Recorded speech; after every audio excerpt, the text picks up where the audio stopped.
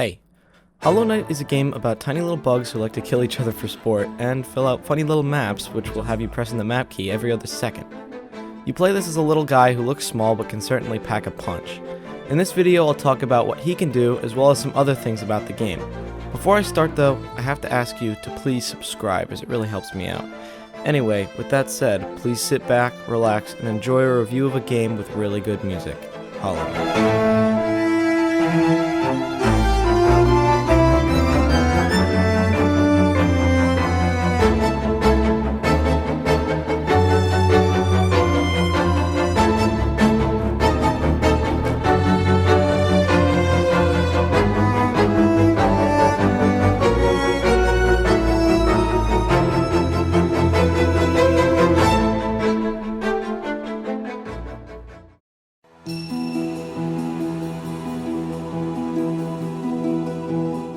There are many things to cover when talking about Hollow Knight, but before I begin, I want to clarify that this is not 2D Dark Souls. Contrary to popular belief, of course. I made a solemn oath to never make a Dark Souls video on this channel, and I don't plan on breaking it today. Anyway, with that little side tangent out of the way, let me introduce Hollow Nest. Hollow Nest is the kingdom that Hollow Knight takes place in. It's currently being run by a dead guy and is definitely in perfect shape. As our 5'11" hero, we explore this ruined kingdom, and while acting as pest control, I mean seriously, the body count in this game is insane. You start your illustrious journey in New York City, I mean Dirtmouth, though each look equally welcoming. Before this, you find a funny tablet with words on it that tell you how to heal.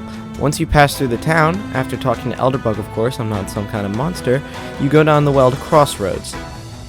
Once you're done drunkenly stumbling around in this general area and beat the boss, who I'll talk about later, then get the power-up, which I'll talk about later, you can go to Green Path. This is actually a great time to pause and tell you about one of the most fundamental aspects of Hollow Knight, locks and keys. Basically, once you get a power-up, it allows you to reach an area that you could see but couldn't reach. Back to the map though, and we find ourselves being jump-scared by these guys and a terrifyingly easy mini-boss. We mug a dead person after fighting our long-lost sister and continue on our adventure.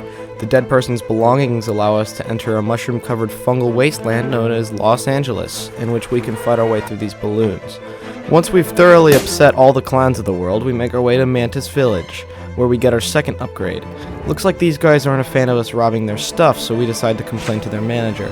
These guys also aren't too happy with you at first, but just like in real life, if you steal something but beat the owner of said thing in a fight, they forgive you completely. Grab the best charm in the game and enter Deep Nest, a terrifying place that I imagine is almost as scary as using a public bathroom. The difference is this public bathroom has corpses that turn into spooky spiders, but somehow manages to stay much more welcoming. We also find a hall pass which we can use to enter the bathroom tram and get to new areas. After getting lost in a hole for a little too long, I decided to head to the City of Tears, which has really good music. I went there to upgrade my nail, but upon finding the difficulties of a capitalist society, I had to collect some money. Once my nail was upgraded, I was ready to go to the ancient basin and kill a man with a brain tumor.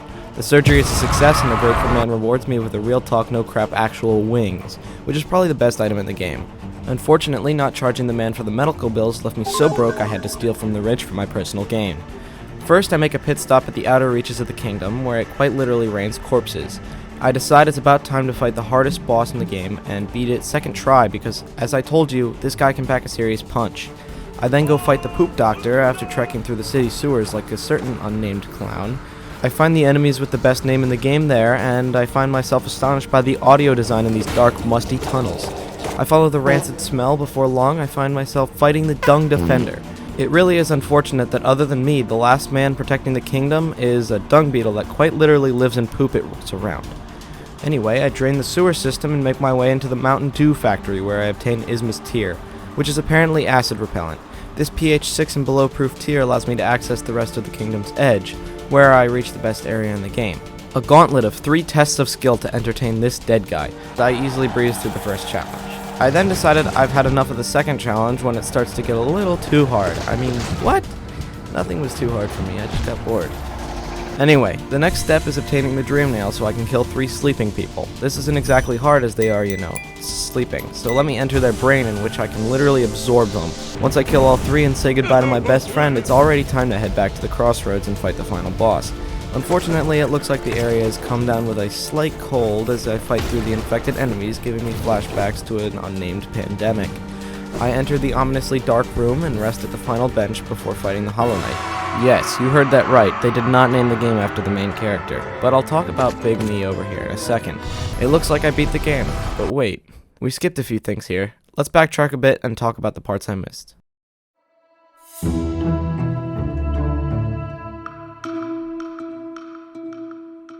In Hollow Knight, there are items that let you do things. These items act as keys for locks around the map. See this big guy over here? I can't pass him because if I get too close he curls into a ball and hides, and trust me, I'm very familiar with people curling into balls and hiding when I get close to them. In order to pass him, I need to have a strange man make me pass out while giving me a spell. What kind of lesson is this game trying to teach? Anyway, I now head to this guy, and again, unlike real life, I blow him up with a ball of souls. This is the first lock and key encountered, but the first movement item is the Mothwing Cloak, obtained after killing my sister. I grab it off this guy who obviously wasn't as successful as me, and there you have it, the most vital movement item. A simple dash. This alone makes the movement feel so much better. I can navigate so fast it feels like they put those weird airport conveyor belt things all over the place. Point is, the dash is great. I can use the dash to reach the mushroom place, again, a lock and key. I get a hook that allows me to vandalize walls as I scratch my way down them slowly, which is one of the most versatile movement items. A long time after this, I get the crystal dash, which I steal from someone's heart, hope they didn't need that, and I can now get over these massive gaps. The last actual movement item are the wings, which give you a double jump. All of these combined make the movement progress in a way that makes you feel more and more powerful after every major battle. Now the items are pretty cool, but I didn't mention a technique that only requires your trusty nail. Pogoing is a really awesome mechanic that involves hitting things down to go up. This allows you to reach places you otherwise couldn't, as not only can you bounce on enemies, but spikes as well. This lets you climb into some specific areas. Now, why would you need this mobility? To access bosses. Bosses are the main meat of Hollow Knight. There's a ton of variety here, and, I guess they let anyone be a boss, huh?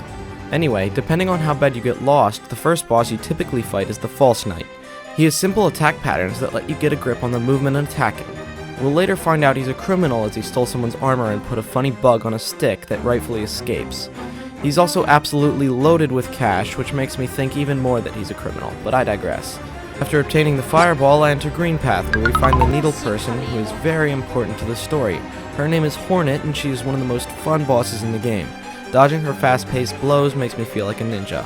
Moving on to the Fungal Garbage Pit, I challenge the Mantis Lords, and let me tell you just now, this is hands down the best boss in the game. The music, perfect. The art, perfect. The attacks, perfect. Is it fun? Of course it is. The gimmick of the fight is the fact that once you learn the attack patterns of one Mantis Lord, two more then come in for a second phase.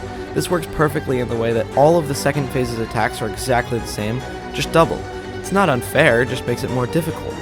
What's ironic about the best boss in the game is that it unlocks a door to the single worst area in the game. Skipping over that dumpster fire, we move on to the Poop Bug, which is a very easy fight. He is, however, one of the best characters in the entire game. Next up is the Brain Tumor Man, who centers around dashing and apparently hiding himself in a cloud of projectiles. He's very jumpy, but all around not too difficult. The Crystal Guardian gave me a bit more trouble than I would have liked. It's a very fast-paced boss fight against a man who most certainly cannot breathe. He starts out taking a nap, but when you rudely wake him up, his fight or flight response goes off and he attacks you out of nowhere. And to think I was just trying to have a seat. Anyway, there are two bosses in the City of Tears I want to talk about. I'll start with the Wizard Man, who is a pretty forgettable boss. It's not a bad fight, don't get me wrong, but it just isn't very memorable. He's found in the morgue, and if I'm being honest, his henchmen are more annoying to beat than him. He is useful, however, as he drops probably the single most useful spell in the game, which I'll talk about later. I then make my way up a tower to fight the Watcher Knights, which is single-handedly one of the hardest bosses in the game. Sure, fighting one of them individually isn't too difficult, but the gimmick of the fight is that there are two at once, at all times. This dynamic creates one of the most mentally traumatic boss fights ever. I beat it on the second try. However, the first time I played, it might have taken me around 30 tries to beat the funny roly-polies. Overall, good boss. These guys defend one of the main objectives of the game, which I'll talk about later. I then go to fight the Hornet again, and I'll skip over this only because it's pretty much the exact same fight. The Ooblobbles, aside from having the hardest name to say, are also fittingly one of the most annoying bosses. Not only is this bullet storm hard to avoid on its own, but now I have to do it twice over. I don't like this boss very much, and I found myself giving up on the Trial of Fools because of them. Umu is one of my favorite bosses, not because he's actually a good boss, because he's not, but because we actually get to fight him with Quarrel. I love the idea that an NPC who you've interacted with helps you later down the line in combat. This does happen in other places as well, with slightly less advantageous results. And it looks like there's just one boss left, and that's the Hollow Knight.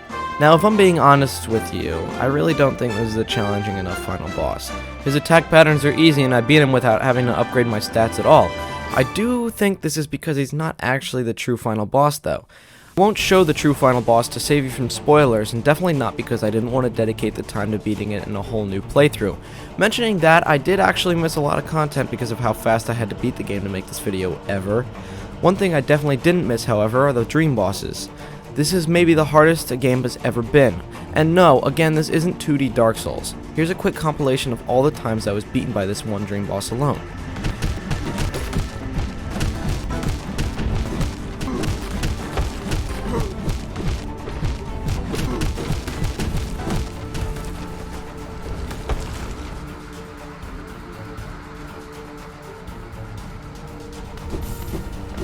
To get these dream bosses, you need the Dream Nail, which I'll talk about soon in the next segment. Upgrades. Upgrades in Hollow Knight are permanent boosts to either movement, combat, or just health and soul. This is unlike charms, which I'll talk about very soon.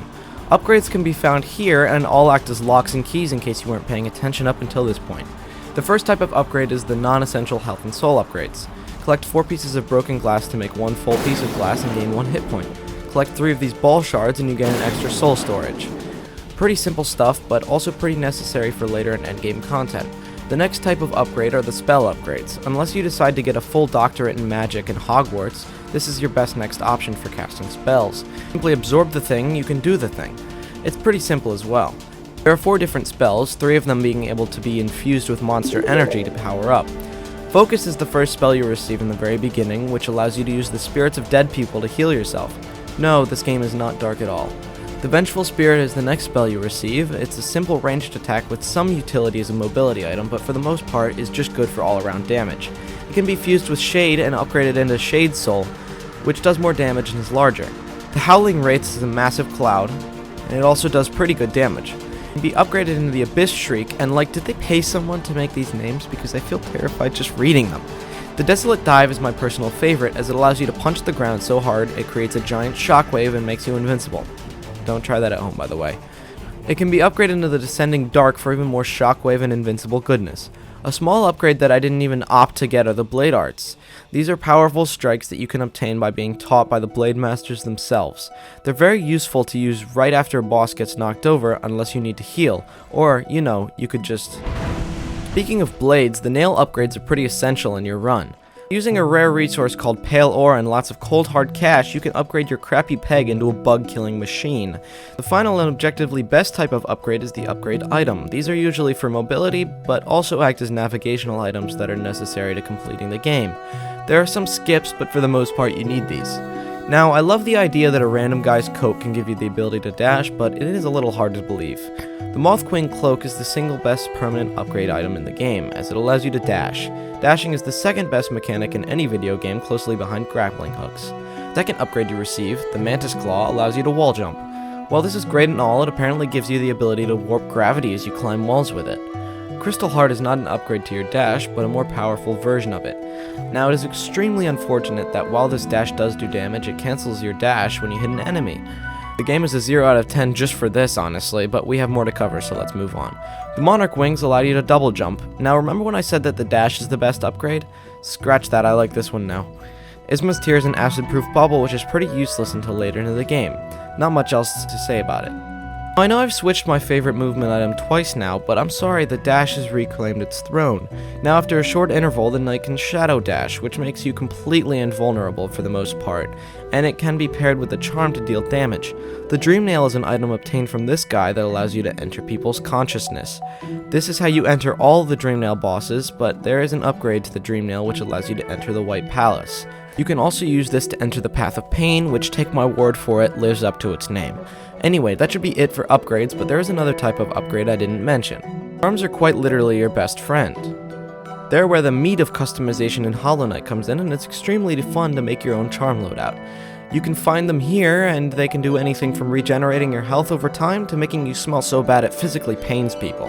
Charm notches are important as each charm takes up a certain amount of slots.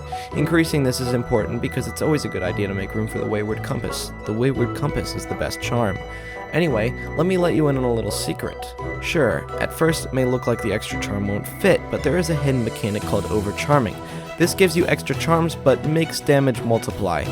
It challenges the player to not get hit, which to be fair was already the goal, but really isn't important right now.